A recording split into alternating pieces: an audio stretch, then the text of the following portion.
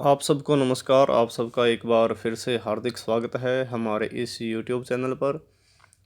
आज हम एनसीईआरटी के द्वारा 9th क्लास के लिए निर्धारित संस्कृत की पाठ्यपुस्तक सेमुसी प्रथमो भाग है। इस पाठ्यपुस्तक के 12वें पाठ वांग मनः प्राण स्वरूपम, इस पाठ का अध्ययन करेंगे। तो यह जैसे कि आप स्क्रीन पर देख रहे हैं, यह हमारा 12वां पाठ है, वांग मनः प्राण स्वरूपम। वांग अर्थात वाणी,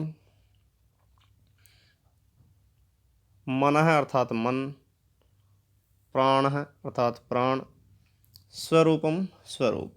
वाणी, मन और प्राण का स्वरूप, यह पाठ है।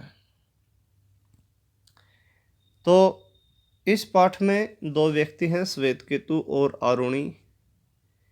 इन दोनों का संवाद है, आपस में बातचीत है। श्वेतकेतु प्रश्न पूछने वाला है और आरुणि उनके उत्तर देने वाला है। वाणी, मन और प्राण के विषय में इस पाठ पर चर्चा हो रही है। तो आप अपनी पाठ्य पुस्तक में इस पाठ को जैसे देखेंगे, बिल्कुल प्रत्येक शब्द के हम वर्ड मीनिंग के साथ उसी तरह से आपके पूरे पाठ को यहाँ पर सरल करेंगे। तो आइए देखते हैं। सबसे पहले श्वेतकेतु आता है। श्वेतकेतु का अर्थात है श्वेतकेतु, भगवान, हे भगवान। श्वेतकेतु, श्वेतकेतु में श्वेतकेतु, अहम मैं वंदे, प्रणाम करता हूँ। हमने किसी भी वर्ड को मिस नहीं किया है। एक वर्ड चाहे कितनी भी बार आए, लेकिन हर बार प्रत्येक वर्ड का मीनिंग के साथ हमने इस पूरे पाठ का अध्ययन किया है। और यह तरीका हमारी 6th क्लास से लेकर 10th क्लास तक की हर एक संस्कृत की पाठ्य पुस्तक के सभी पाठों को सरल करने का यही तरीका है। एक एक वर्ड मीनिंग के साथ हम पूरे पाठ का अध्ययन करते हैं। तो आइए ज़्यादा समय व्यतीत न करते हुए इस पाठ को पढ़ते हैं।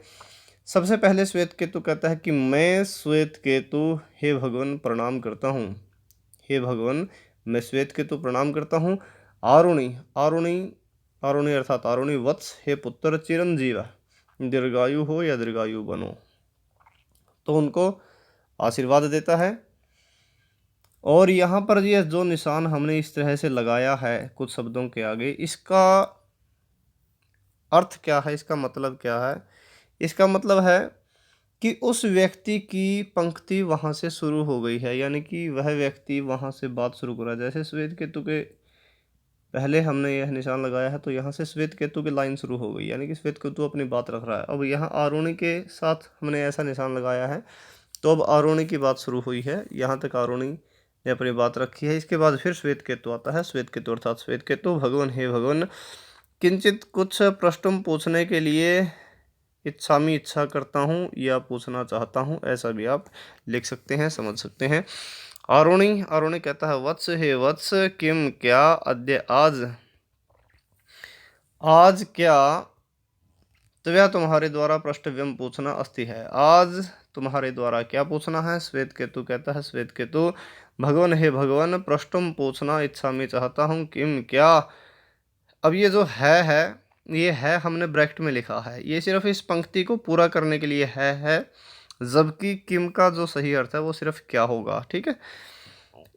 इदम, यह, मन है, मन। अब देखो 3 शब्द थे, किम, इदम, मन है, क्या, यह, मन।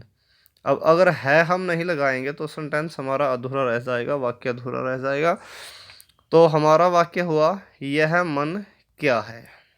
मन के बारे में श्वेतकेतु ने पूछा है। तो आरुणि कहता है, वत्स, हे वत्स,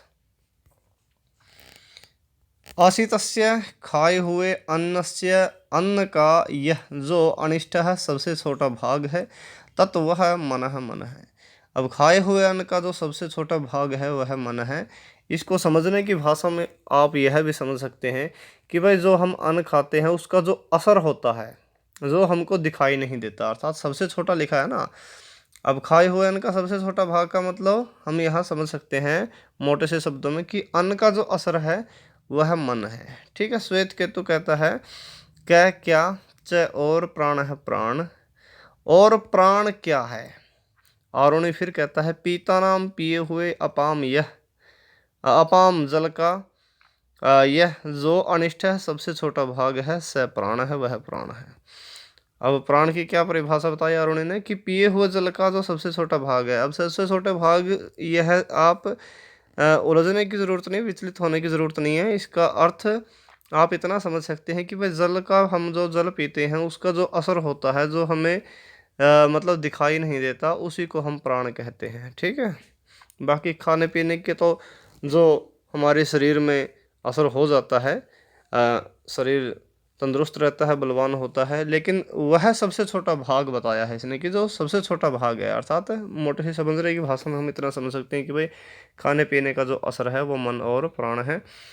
इसके बाद श्वेत केतु कहता है हे भगवान, भगवान हे भगवान का क्या एम यह वाक वाणी, और यह वाणी क्या है, अर्थात यह जुबान हमारी जो है यह कैसे बनती है। आरुणि आरुणि कहता है वत्स हे पुत्र, असितस्य खाए हुए के तेज सा, तेज से यह जो अनिष्ट है सबसे छोटा भाग है सा वह। अब खाए हुए के तेज से, यहाँ पर तेज शब्द जुड़ गया, इस बात का ध्यान रखें कि खाए हुए के तेज से जो सबसे छोटा भाग है वह वाक वाणी है, वह वाणी है। सौम्य, हे सौम्य, ये उसी को कह रहा है श्वेत केतु को। अरुणि हे सौम्य, संबोधन किया है दोबारा से। मन है मन, अन्नमयम अन्नमय है, प्राण है प्राण, जल आपोमय है जलमय है, वाक वाणी और तेजोमयी तेजोमयी भवती होती है। कि मन अन्नमय है, प्राण जलमय है और वाणी तेजोमयी होती है। इति अपि ऐसा भी अवधार्यताम जानना चाहिए, ऐसा भी जानना चाहिए। श्वेत केतु कहता है भगवान हे भगवान भूय पुनः, भूय का मतलब होता है पुनः, ये भूय के भी विसर्ग आ जाते हैं कई बार। पुनः फिर से, एव ही माम मुझको विज्ञापयतु समझाइए, कि मुझको दोबारा से समझाइए, फिर से समझाइए। अरुण कहता है सौम्य, सौम्य हे सौम्य सावधानम ध्यान पूर्वक शृणु सुनो, मथ्यमानस्य मथे जाते हुए दधना दधी का, दही का, दधना मतलब संस्कृत में दधी कहते हैं दही को, तो दही का यो जो अणिमा सबसे छोटा भाग है, कि मथे जाते हुए दही का जो सबसे छोटा भाग है स वह ऊर्ध्वम ऊपर को समुदिस्ति उठता है। जब हम दही को मथते हैं तो सबसे छोटा भाग जो ऊपर की तरफ उठता है,